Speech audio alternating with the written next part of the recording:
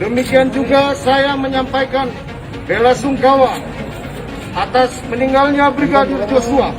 Irjen Ferdy Sambo ternyata tiba di Jakarta sehari sebelum kejadian penembakan Brigadir J, tidak bareng rombongan istrinya.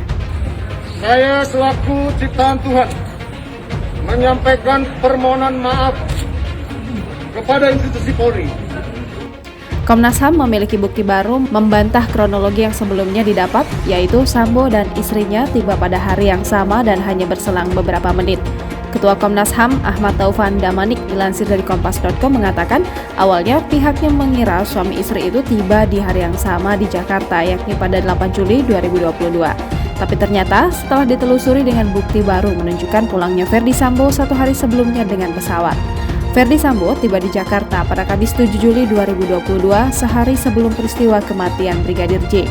Ferdy Sambo bertolak ke Jakarta setelah merayakan peringatan hari pernikahannya dengan sang istri di Magelang, Jawa Tengah. Adapun istrinya tiba di Jakarta sehari setelah Ferdy Sambo, tepatnya pada hari naas itu terjadi, yaitu Jumat 8 Juli 2022 bersama rombongan termasuk Brigadir J dan Baradae. Bukti baru tersebut berhasil dikumpulkan Komnas HAM dari foto-foto kegiatan Ferdy Sambo bersama istri dan para ajudannya di Magelang. Dari foto tersebut juga terlihat bahwa di Magelang tidak ada masalah apapun dan semua baik-baik saja sampai tiba di Jakarta. Dalam pengusutan kasus tewasnya Nofriansyah Joshua Huta Barat atau Brigadir J, Polri telah menetapkan 1 tersangka yakni Baradae. Sementara Irjen Ferdy Sambo dicopot dari jabatannya Kadif Propam Polri, ia dimutasikan sebagai Pati Yanma Polri. Keterangan apa yang akan diberikan hari ini?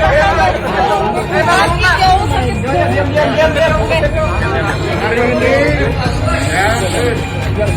saya hadir memenuhi panggilan penyidik Bareskrim Polri. Pemeriksaan hari ini adalah pemeriksaan yang keempat.